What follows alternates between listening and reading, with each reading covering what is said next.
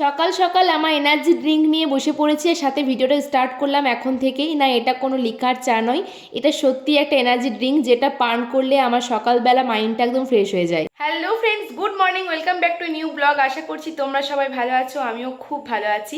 আকাশশ্রী ক্রিয়েশনে অনেক ভালোবাসা, অনেক স্বাগত জানিয়ে আজকে একটা নতুন ব্লগ শুরু করছি। আজকে হচ্ছে মঙ্গলবার আর তারিখ হচ্ছে 10ই সেপ্টেম্বর, আর এখন সকাল বাজে, টাইমটা দেখে নিই, 8:56 বাজে। তো ঘুম থেকে উঠেছি 8:30টার দিক করে, আর দেখলেই তো ঘুম থেকে উঠে ব্রাশ করে জাস্ট ওই যে আমার এনার্জি ড্রিঙ্ক ওটা আর কি পান করলাম। আর ওটার বিষয়ে কি জন্য খাচ্ছি সব কিছু তোমাদেরকে পরে একটা ব্লগে নিশ্চয়ই বলবো। তো আপাতত এই খাওয়া দাওয়ার মধ্যে আমি চলছি, তোমরা দেখতেই পাবে। আর এখন বসে বসে আমি ইন্ট্রো দিচ্ছি আমার ভাইয়ের রুমে। কি যেন মনে হলো ভাই নেই, ভাই চলে গেছে টিউশন, আমি রুমটা খোলা ছিল। আর মানে ভাইয়ের এদিকে ফোকাসটা খুব সুন্দর দেয়, তো এখানে বসে বসে ইন্ট্রো দিচ্ছি। আর তাছাড়া আরেকটা কারণ হচ্ছে, কালকে তো আমি কোনো ব্লগ করিনি, কাল সোমবার ছিল, যেহেতু ফোনে আমার অনেকগুলো ব্লগ জমে গেছে, তাই কালকে দিনকে আমি কোনো ব্লগ করিনি। কালকে আমার ভাইয়ের রুমটা কিন্তু পুরোটা ডিপ ক্লিন করেছি, তো শেয়ার করতে পারিনি, অনেকটা দেরি করে কাজে লেগেছিলাম, সেজন্য সকাল থেকে ব্লগটা স্টার্ট করা হয়নি, বলে দুপুর দিকেও ব্লগটা স্টার্ট করিনি আমি। তো তোমাদেরকে চলো একবার দেখিয়ে দিই যে ভাইয়ের রুমটা কালকে গুছিয়েছি। আর তারপর এখন বললামই তো অনেকগুলো ব্লগ জমে আছে, সেই ব্লগের মধ্যে আমি একটা ব্লগ আজকে এডিট করব। তারপর আমাকে একবার হসপিটালে যেতে হবে, কি কারণ কি বৃত্তান্ত সব কিছুই বলবো, তো চলো দেখতে থাকো, সঙ্গে থাকো। এই জামা প্যান্টটা পুরো ডিস্টার্ব করছে, তাই না? তাছাড়া পুরো বাড়িটা কিন্তু মানে পুরো রুমটাই চকচকে করে দিয়েছি কালকে। চলো ব্যাক ক্যামেরায় দেখাই। এই দেখো ভাইয়ের রুমটা কালকে পুরোটা ঝকঝকে তকতকে করে দিয়েছি। জানি না এটা ওর পুজো পর্যন্ত স্টে করতে পারবে কি না, কারণ প্রচণ্ড অগোছালো করে রাখে, ঠিক আছে, কিন্তু কালকে সবটাই পরিষ্কার করে দিয়েছি। এই দেখো,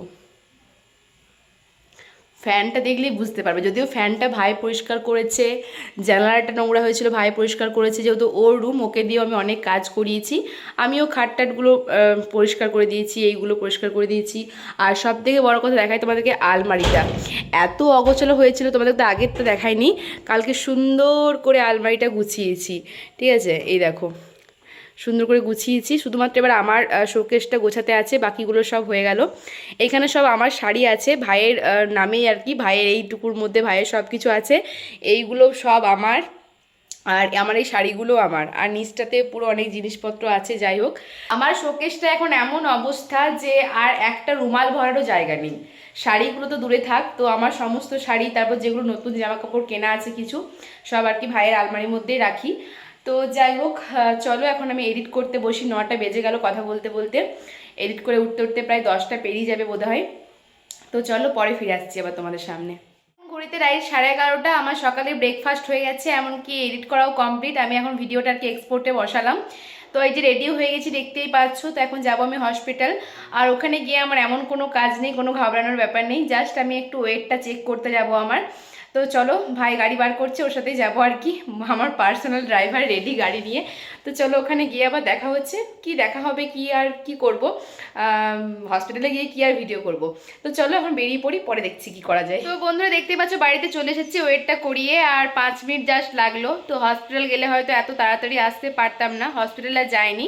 হসপিটাল যাবার মুখে আর কি আমার একটা বান্ধবীর বাবার ক্লিনিক আছে, তো সেখানে গিয়ে আর কি ওয়েটটা করে চলে এসেছি।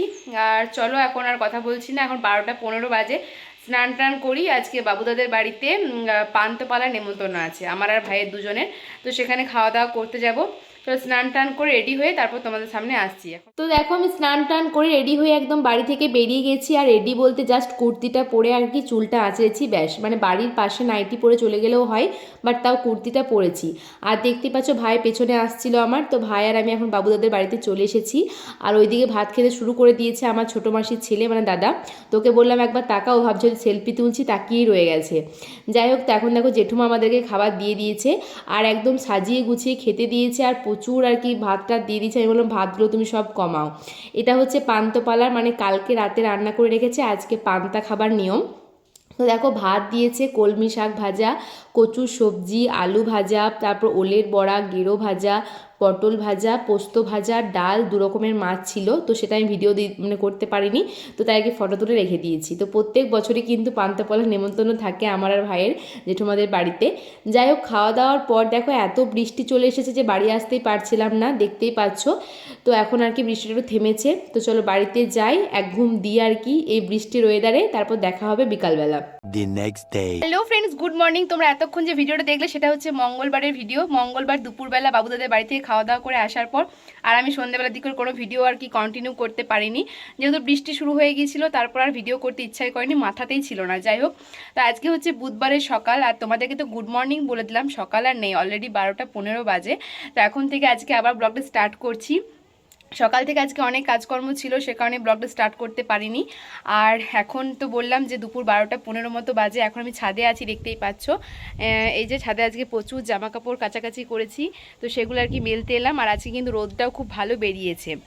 আর আজকে বুধবার, আর আজকে হচ্ছে রাধাষ্টমী। তোমাদের সকলকে জানাই রাধাষ্টমীর অনেক অনেক শুভেচ্ছা।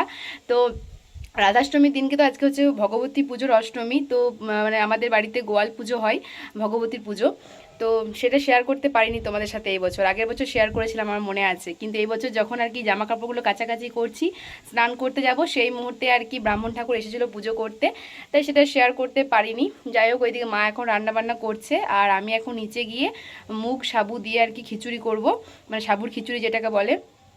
আসলে আজকে মা আর আমি সাবুর খিচুড়িটাই খাবো। আজকে তো রাধাষ্টমী, মা অষ্টমী পালে, কিন্তু আমি অষ্টমী পালি না, কিন্তু তবু আমি আজকে ভাত খাবো না, কারণ আমি এখন পুরোপুরি ডায়েটে আছি। মানে আমি এমনিতেই ভাতটা মাঝে মধ্যে ইগনোর করছি। তারপর তো কালকে বাবুদাদের বাড়িতে অনেক কিছু খাওয়া হয়েছে, ভাতটা অনেকটা পরিমাণে খাওয়া হয়েছে, সে কারণে আজকে যদি অষ্টমী নাও হতো, তাও আমি আর কি ডালিয়ার খিচুড়ি বা সাবুর খিচুড়ি এটা আর কি খাওয়া দাওয়া করতাম। তো চলো ওইদিকে এখন মা রান্নাটা করে নিক, বাবার আর ভাইয়ের জন্য ভাত হবে, তো সেটা রান্না করছে মা।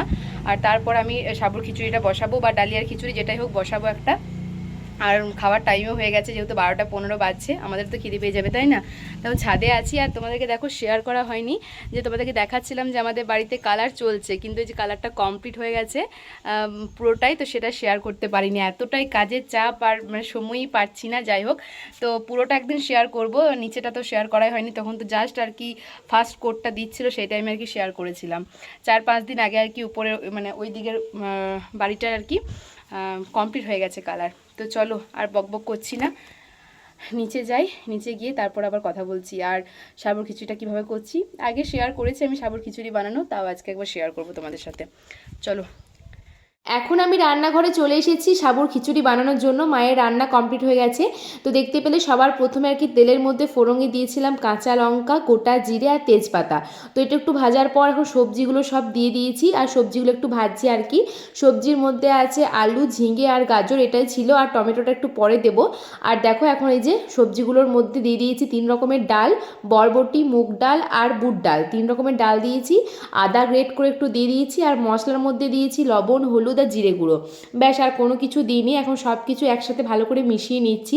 এখন এটাকে একটু নেড়ে ছেড়ে জল দিয়ে দেবো, সেদ্ধ হবে কড়াইতেই, কুকারে দেবো না। আর সেদ্ধ হয়ে যাবার পর লাস্টে গরম মশলা একটু চিনি দিয়ে আর কি নামিয়ে দেবো, তাহলে কিন্তু সাবুর খিচুড়িটা হয়ে যাবে। শেষে তো সাবুটা দিয়ে নামাবো। তো এত খিদে পেয়ে গিয়েছিলো আর এতটা দেরি হচ্ছিলো যে আমি আর শেষ মুহূর্তে ভিডিও করতে পারিনি। দেখো খিচুড়িটা কমপ্লিট। আর একটু সোয়াবিনগুলো নিয়েছি, মা সোয়াবিনের সবজি করেছিল, সেখান থেকে সোয়াবিনটা নিয়েছি আর শশা কেটে নিয়েছি। এটাই আমার লাঞ্চ, আর মাকেও সেম দিয়ে দিয়েছি, দেখতেই পাচ্ছ। তো চলো খাওয়া দাওয়া করি। আর খিচুড়িটা এতটা টেস্ট হয়েছিল তোমাদেরকে কি বলবো, দারুণ দারুণ টেস্ট হয়েছিল। তো তোমরা এইভাবে বানাতে পারো। এখন বাজে রাইট বিকাল 5টা। সকলকে জানাই গুড আফটারনুন। আজকে দুপুরবেলা সেভাবে ঘুমটুম কিচ্ছু হয়নি, আর একটু আগে এক পশলা বৃষ্টিও হয়ে গেছে, মানে একটু আগে বলতে প্রায় 1 ঘন্টা মতো আগে বৃষ্টি হয়ে গেছে।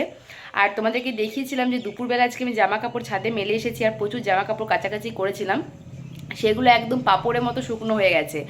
আর মানে আজকেগুলো আমার ভিজে বসে থাকতো, কারণ বৃষ্টি হয়েছে, বুঝতেই পারতাম না। কারণ আমার রুমে যদি আমি ঘুমিয়ে যাই আর যদি জানালা বন্ধ থাকে না, আমি বৃষ্টি হলেও বুঝতে পারি না। দুপুরবেলা কত বৃষ্টি হয়ে যায়, আমি বিকালবেলা উঠে আর কি মা বলে যে বৃষ্টি হলে আমি বুঝতেই পারি না। তো আমি মিশো থেকে একটা জিনিস অর্ডার করেছিলাম, যাই হোক সেই প্রোডাক্টটা ভালো আসেনি বলে রিটার্ন করে দিয়েছি, আর সেজন্য তোমার সাথে শেয়ার করারও সময় পাইনি। তো ওটা পিক আপ করতে এসেছিলো, ঠিক আছে। তো যখন আমি আর কি শুলাম, জাস্ট চোখটা লেগে আসবে তখন আর কি যে পিক আপ করতে এসেছিলো মিশো ডেলিভারি বয়, সে ফোন করলো। তো ফোন করে আমি জিনিসটাকে গেলাম রিটার্ন করতে, আর তখন দেখছি আকাশে একদম কালো করে মেঘ এসেছে। তো তখন আমি ছুটে গিয়ে ছাদে জামা কাপড়গুলো তুলে নিয়ে এলাম। আর সে যদি ফোন না করতো আর আমি যদি ঘুমিয়ে যেতাম, তো জামা কাপড় আজকে আমার ভিজে থাকতো।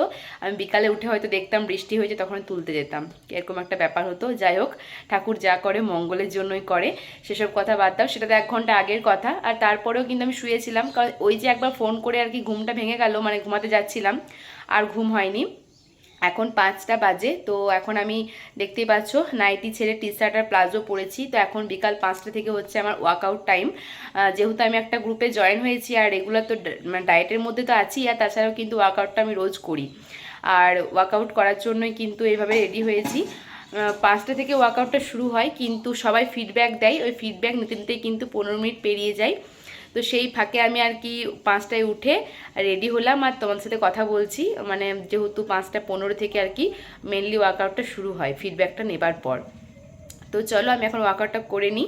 প্রত্যেক দিন 5টা থেকে লাইভ ওয়ার্কআউট হয় আমাদের, একটা ম্যাম করান, ওটা আর কি একটা গুগল মিটে হয়। তো চলো, অনলাইন ওয়ার্কআউট বুঝতেই পারছো। তো আর কথা বাড়াচ্ছি না, আমি ওয়ার্কআউটটা জয়েন করি, তারপর দেখা হচ্ছে, চলো একটু পরে। গুড ইভিনিং বন্ধুরা, এখন বাজে 6টা 15। তো আমার ইভিনিং ওয়ার্কআউট ডান। আমাকে দেখেই বুঝতে পারছো পুরো একদম ঘেমে স্নান করে গেছি। যাই হোক, তো চলো এখন ফ্রেশ ট্রেশ হই, চেঞ্জ করি, আর তারপর যাব আর কি ভগবতী ঠাকুর দেখতে। এখানে আমাদের ঠাকুর হয় সপ্তমী, আজকে তো অষ্টমী। তো চলো ফ্রেশ হয়ে তারপর তোমাদের সামনে আসছি। এখন ভগবতী ঠাকুর দেখতে চলে এসেছি, দেখতেই পাচ্ছ, আর সাথে সঙ্গীকেও আমার সাথে করে নিয়ে এসেছি। আর এই যে মন্দিরে এসে দেখছি এখনও অনেক ভিড়, জাস্ট অষ্টমীর পুজো শেষ হয়েছে আর পুষ্পাঞ্জলি চলছে আর কি।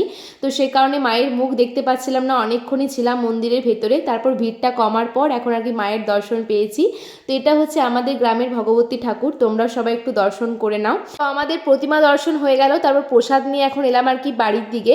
আর বাড়িতে যখন এলাম তখন 8টা মতো বাজছিল, আর তারপর 8:30টার দিক করে আমি এখন ডিনার নিয়ে বসে পড়েছি, কারণ এখন আমি রাতে ঘুমানোর 2 ঘন্টা আগে কিন্তু ডিনারটা কমপ্লিট করে নিই। তো চলো বন্ধুরা, আজকের ব্লগটা এখানেই শেষ করছি। রাতে ডিনারে আছে তাল রুটি আর চানা মশলা। আজকের মতো বাই বাই।